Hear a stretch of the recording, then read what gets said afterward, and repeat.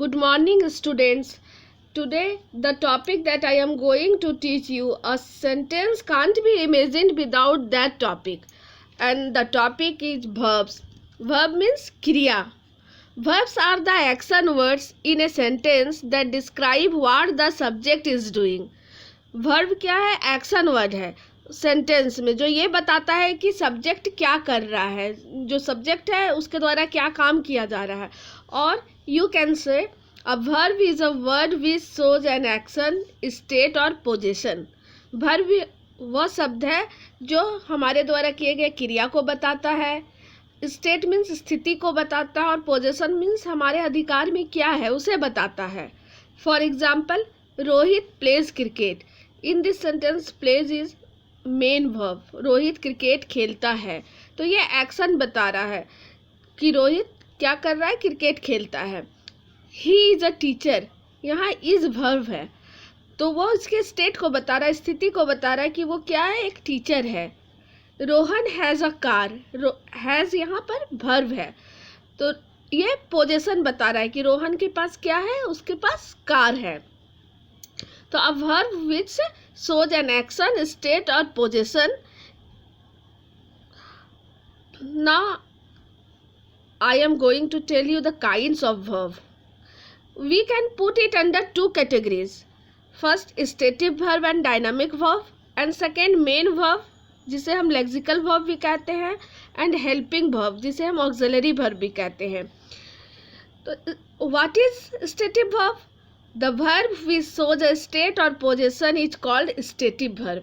जो हमारी स्थिति को बता रहा है या पोजीशन को बता रहा है उसे हम stative verb कहते हैं. As I told here you, he is a teacher. This sentence is telling a state, and Rohan has a car.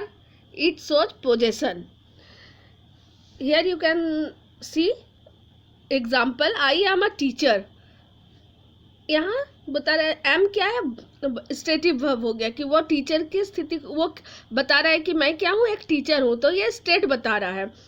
C has a pen, अब उसके पास क्या है, पेन है, तो ये पोजीशन बता रहा है.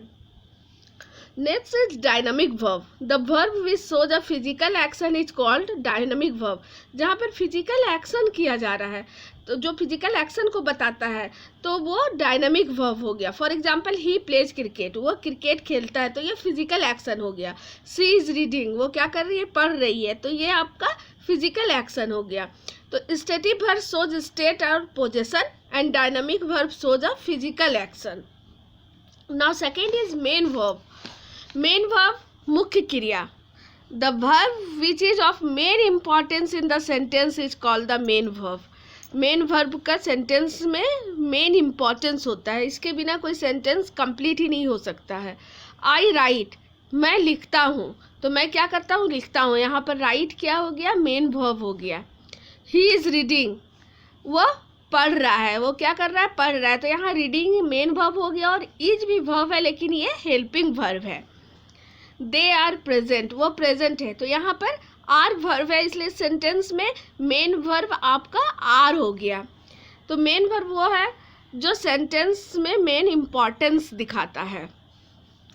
Next is auxiliary verb or helping verb, जिसे हम सहायक क्रिया कहते हैं. The verb which helps the main verb to form a tense, voice और mood is called a helping verb. Verb जो मुख्य वर्ब को मदद करता है किसमें, टेंस बनाने में, वॉइस बनाने में, और mood. Mood means mood word modal से ले गया. The word mood is made up from modals, modal से ले गया, which I will tell you the next. Is called a helping verb. तो फॉर एग्जाम्पल, टेंस कैसा चेंज हो रहा है, he will play cricket, tense form हो रहा है विल. यहाँ विल जो है ये वर्ब है. हेल्पिंग वर्ब ये फ्यूचर टेंस को बता रहा है कि वो क्रिकेट खेलेगा. I am writing a letter, मैं लेटर लिख रहा हूँ, ये प्रेजेंट टेंस को बता रहा है. ही वॉज प्लेइंग, वह खेल रहा था, तो ये पास्ट टेंस को बता रहा है. तो ऑक्सिलरी वर्ब या हेल्पिंग वर्ब हमें टेंस बनाने में मदद करता है, वॉइस चेंज करने में मदद करता है, वॉइस बनाने में. For example, voice means active to passive voice. For example, he will play cricket, तो इसको पैसिव वॉइस क्या हो जाएगा, cricket will be played by him. और मूड जो है वो मॉडल से, मूड वर्ड मॉडल से लिया गया है, which I will tell you. There are 28 auxiliary verb. Students, you have to remember that the number of auxiliary verb are 28. First 15 are primary auxiliary. Auxiliary verb can be divided into two parts, primary auxiliary and modal. First 15 are primary auxiliary.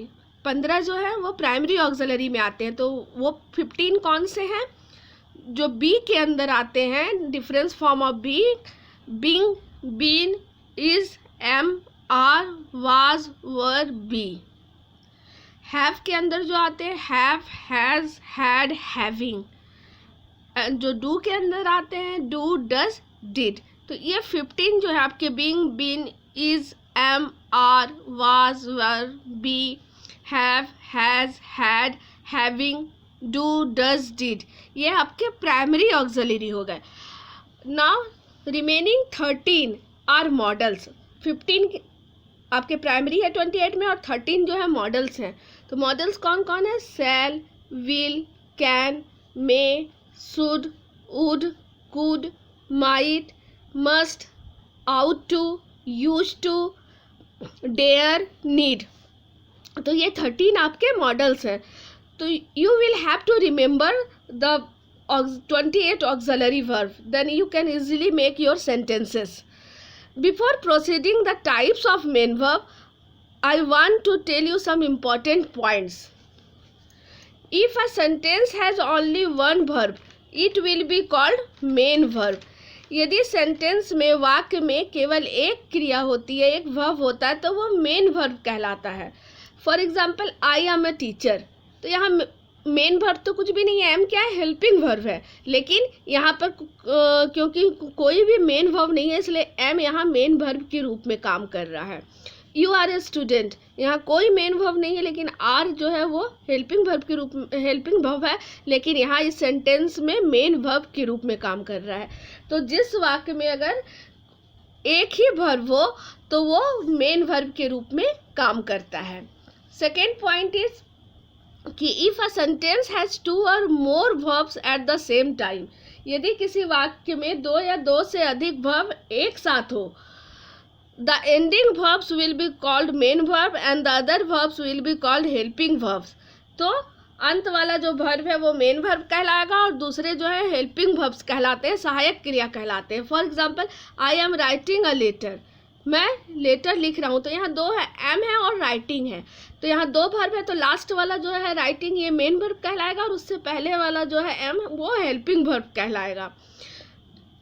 Third point is modals can only be used as helping verbs, not as main verbs. जो आपके 13 models हैं वो helping verb के रूप में ही use होते हैं, वो मेन वर्ब के रूप में यूज नहीं होते हैं. तो you have to remember this 3 points. I hope you have understood well. Now you have homework. Make one sentence each from 15 primary verbs. जो आपके 15 प्राइमरी वर्ब्स हैं उससे आपको एक एक वाक्य बनाना है, सेंटेंस बनाना है. Thank you.